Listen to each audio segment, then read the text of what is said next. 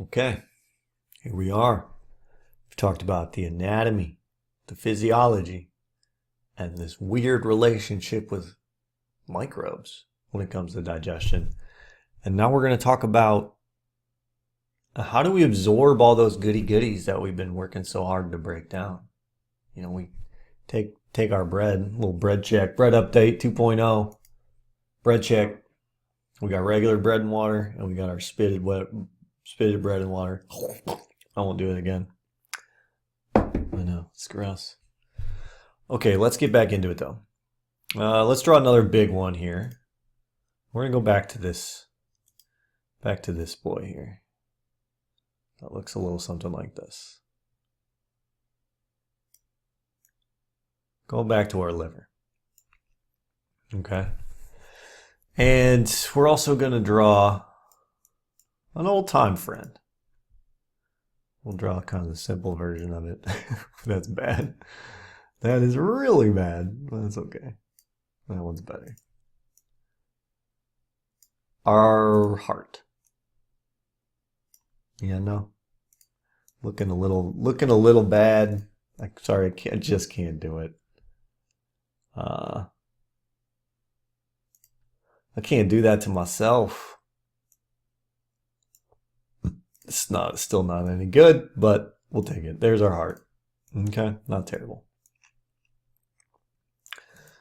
Okay, why did I just draw the liver and the heart? Really, what does this have to do with digestion? Well, let's continue the saga here. Let's draw our stomach. Which looks something like this, if you recall. It's got a big sac, something like that. Okay, then we got what comes next? Our duodenum or duodenum. Then this stretches around and down and makes small intestine, right? And we'll just cut it there. A little simple digestive system. A little review. Beautiful. Okay. Well, feeding all of this, of course, is our heart. Our heart is going to feed all of this, right? And this is going to be highly vascularized. Lots of vasculature.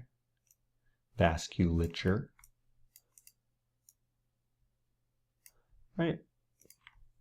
Going to feed all of this and keep it oxygenated and alive. You know, and it kind of comes down and like forms these beautiful nets. It's called your mesenteries. Very beautiful. I'm not doing it justice at all. I'll tell you that. Okay? And then the opposite is true coming out. So we have a lot of beautiful capillaries coming off of all of this. And I'll label this all in a minute, so don't worry. This is confusing or anything like that.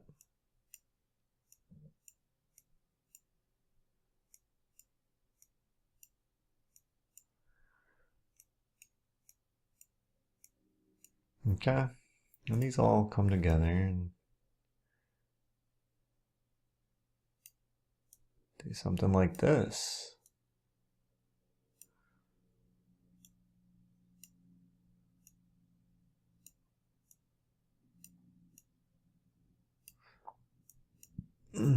Excuse me. I just burped it. Okay, we'll just do it like that. Okay? And these come in, they form a big boy that goes in there, and then it kind of spreads all out again, all throughout the liver. And then it hooks back up, like so. And then it, nice big boy pipe again, goes back to the heart. Okay? All right, so I don't need to draw the blood flow on there, but this is obviously right here. This is our liver. This is our liver. This is our stomach.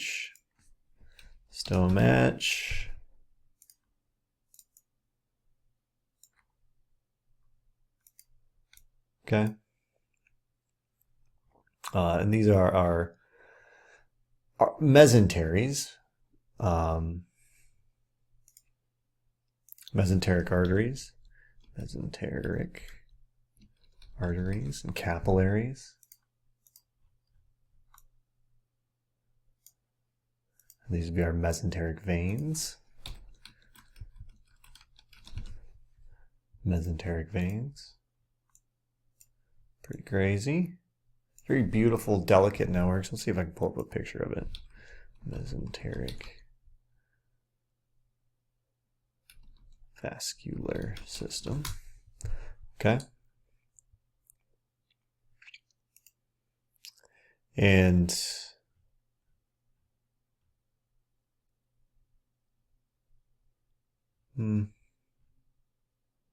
that's kind of crazy. It's like a real picture. It's pretty cool, actually. Look at that. So you can see this is, I believe, the colon, and then these would be the mesenteric arteries coming up off of it, or veins, not sure which. Very cool. Okay, and this here is very special. This is called your hepatic portal vein. Hepatic means liver. That's this right here.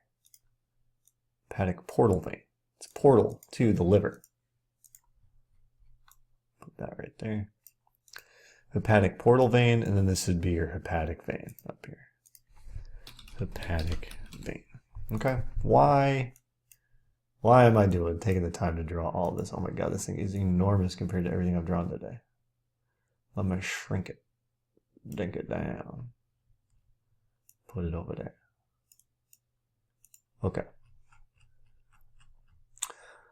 Well, this hepatic portal vein, if you look at this, everything from your digestive system that you absorb, except for fats, and we'll talk about that, goes to your liver first before it goes anywhere else. This goes to your liver. Okay? Which makes sense. So, food you absorb first goes to your liver to be detoxified, to break down any toxins. Really, it's like your liver is like a little security. It's like the security gate at the airport, right? And it's like, come on in. Only if you ain't toxic. I'm gonna have to break down your suitcase and look inside. Just come on over here, young man. Goes to your liver. So the liver can break down any toxins. That's true except for fat, and we'll talk about why, okay? So this is kind of just like a very key thing about what your liver is doing. It's checking, it's like the security gate. The security system, security gate between your digestive system and the cardiovascular system. Okay? It's pretty cool. That's all. Like, I mean, imagine if you didn't have a liver and you drank alcohol, like how drunk you would be. Because it's always going first to your liver, unless it's being absorbed like right in your mouth. And some of it's already getting broken down the second it enters the liver. Okay? And only some of it is slipping by. And I don't have time to go into the liver, but the liver looks like a big giant honeycomb to detoxify things. So your blood all flows through it, and it's full of a bunch of smooth ER to just start breaking shit down that is bad for you. It's crazy how it works. Big giant filter to murder toxins. Okay? So all of these veins, capillaries and veins, mesenteric veins, go to the liver. All right, let's continue the saga. All right, so how do we actually absorb things? All right, let's just start in the stomach. So I'm going to do like a little zoom in here, like of the stomach. And what does the surface area of this tissue actually look like?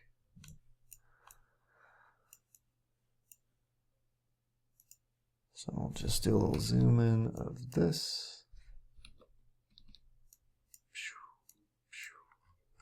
Okay. And all of your digestive system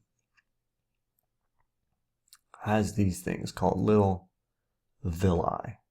And then the cells on them also have little ruffles like this called microvilli. And I'll get to that. I'll do that in the next one. Okay? And this is your stomach, and we of course have our mucus layer. So we have our mucus layer covering the cells. And again, this protects from stomach acid, lubricates, and protects from harmful bacteria. Okay. Little side note here. There's a little bacterium called Helicobacter pylorus. Helicobacter pylori. Yeah. Heliobacter, that'd be an I in there. Helicobacter pylori. And this secretes a little toxin that eats the mucus layer. Secretes a toxin that eats the mucus layer.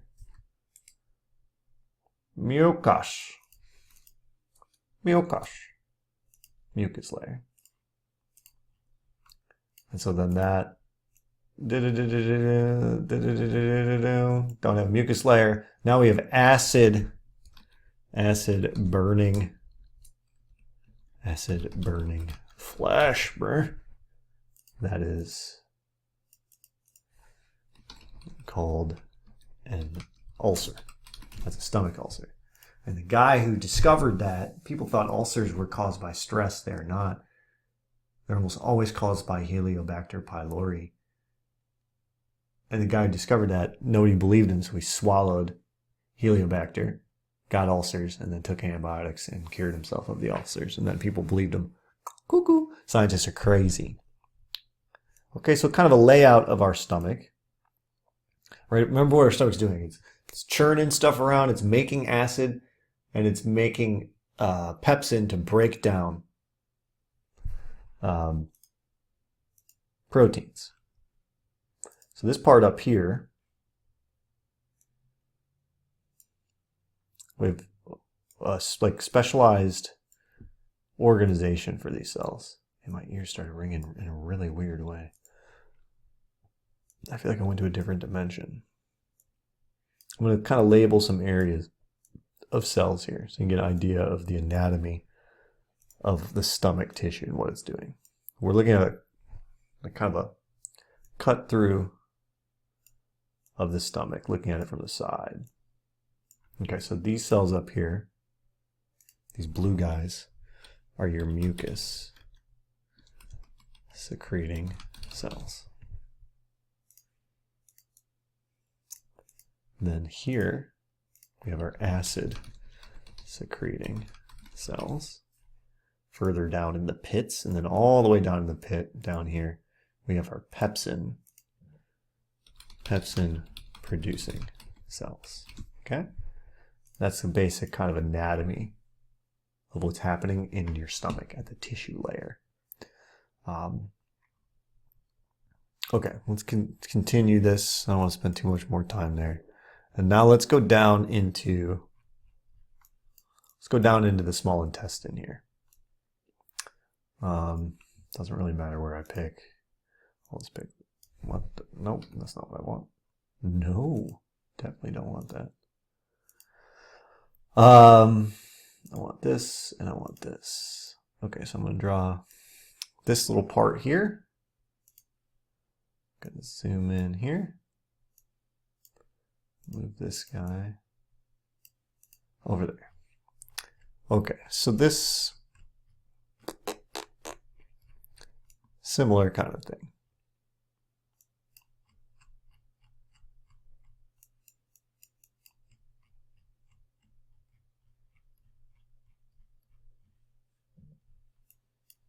All right.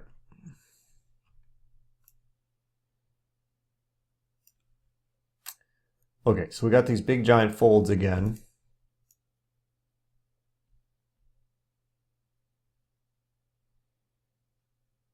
Like so.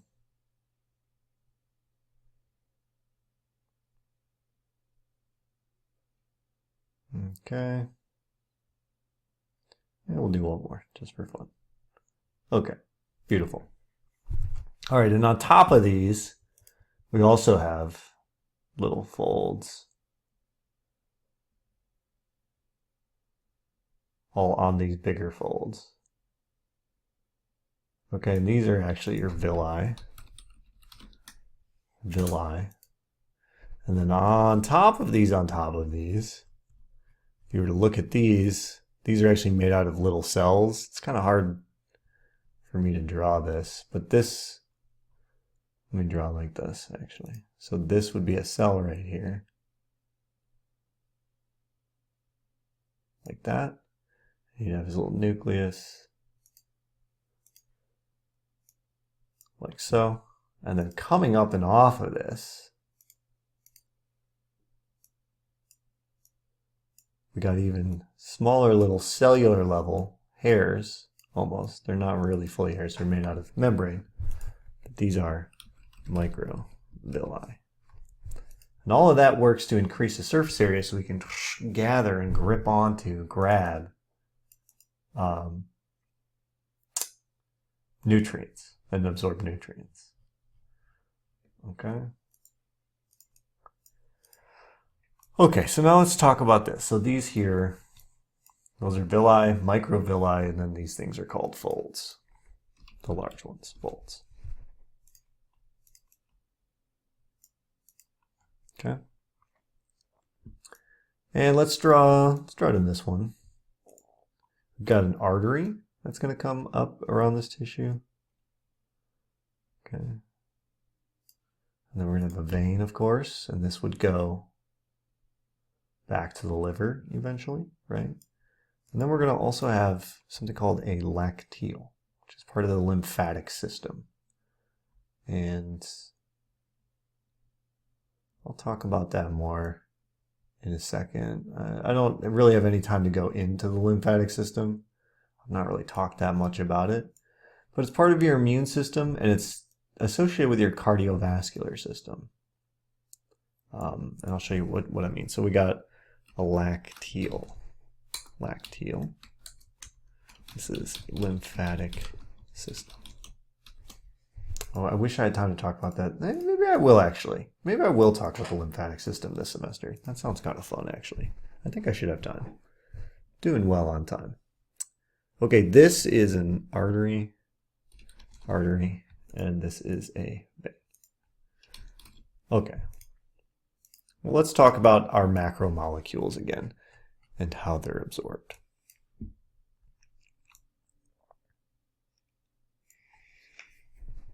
Okay. Whoops. All right, let's talk about our little macromolecules. I'm going to draw 3 cells up here. They would be part of this tissue. They'd be a lot smaller, but I'm just going to draw them like this just for kind of easeability. Okay, so these are 3 cells. Okay, how do we get nutrients now into the cells through this, into this fold, and then into our blood system or our lacteal? That is the question. All right, well, we'll first start with protein. Protein, okay? So we might have like little chains of protein like this. We'll draw them in blue. Right, we want to further break them down into just amino acids so that we can absorb them real easy. We want to go from peptides to amino acids, all the way down. As small as we can get them. And there's a little protein that helps out with that called trypsin. That helps. It's just like pepsin, but it helps break it down further. Trypsin helps break it down to the basics, okay?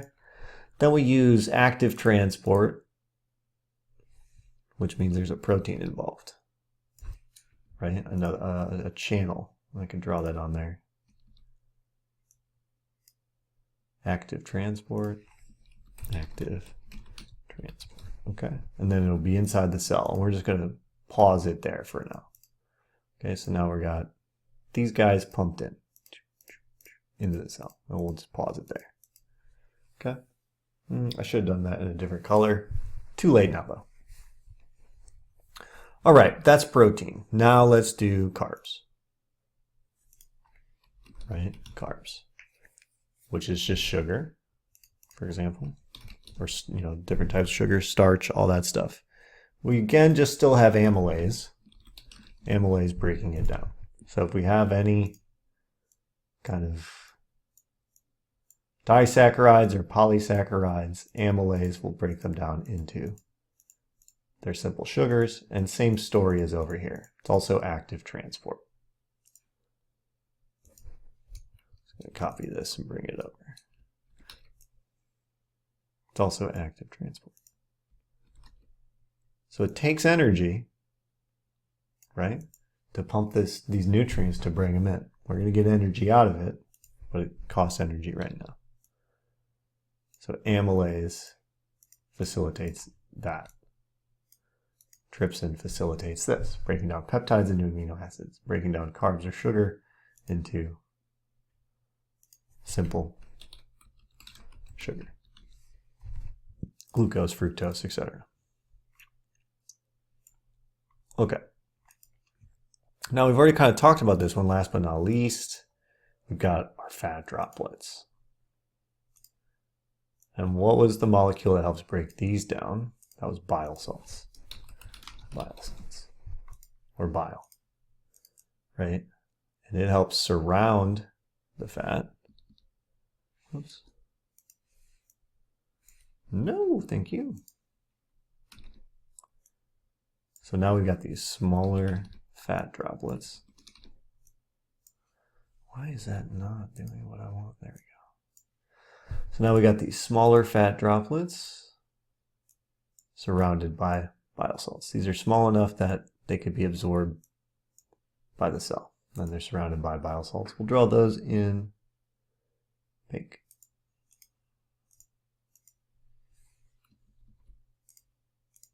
These are our bile salts.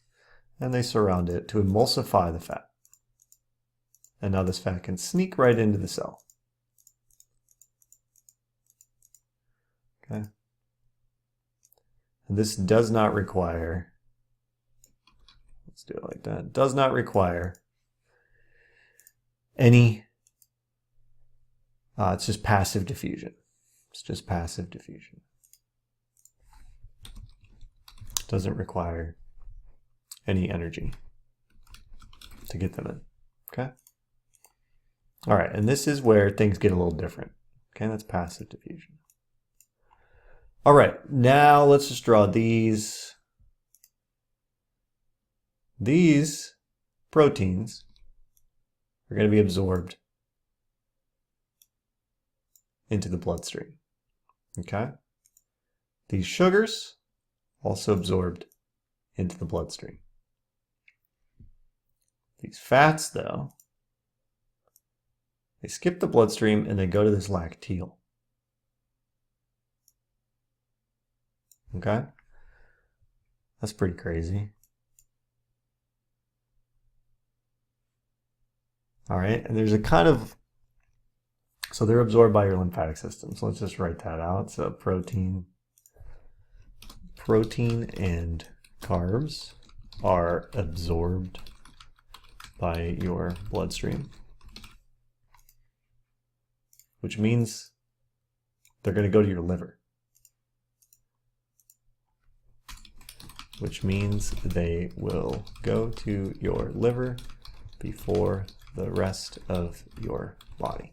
Okay? Whereas lipids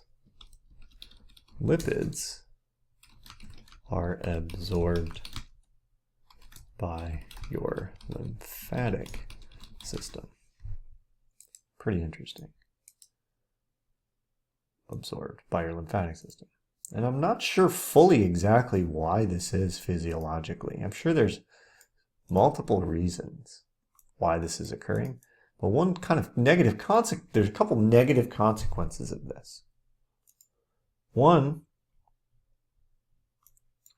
is if you have like toxins in your lipids, they're not going to go get detoxified by the liver. Your lymphatic system drains. I feel really lightheaded all of a sudden.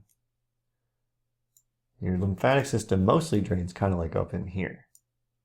So, lymphatic system meets the cardiovascular system before the right atrium. Somewhere up there. Okay? So lipids get pumped around your whole body without always going to the liver first. It's pretty interesting. But they did go through the entire lymphatic system, so if there's anything infectious in there, they'd get gobbled up. Pretty interesting. Also, just as a side note, if you eat a fatty meal and then cut that person open, their blood will appear fatty. Like you can see the fat in your blood after a fatty meal. If someone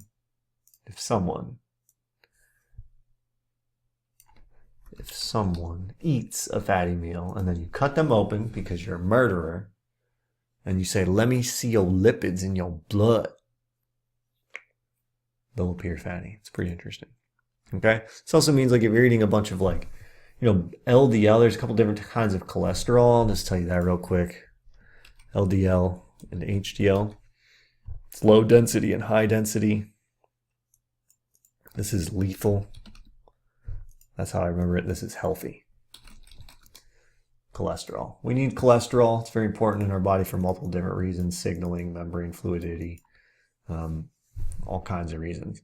But if you're eating a bunch of bad cholesterol, for example, that's going straight into your heart. It's going straight into all of your arteries and veins without necessarily going to your liver first, where we might be able to detect and get rid of some of that stuff. Okay, that's how we absorb our food. I got one last quick lecture after this one. Not too bad though. It's kind of light, so don't freak out. All right, I'll see you in the next one.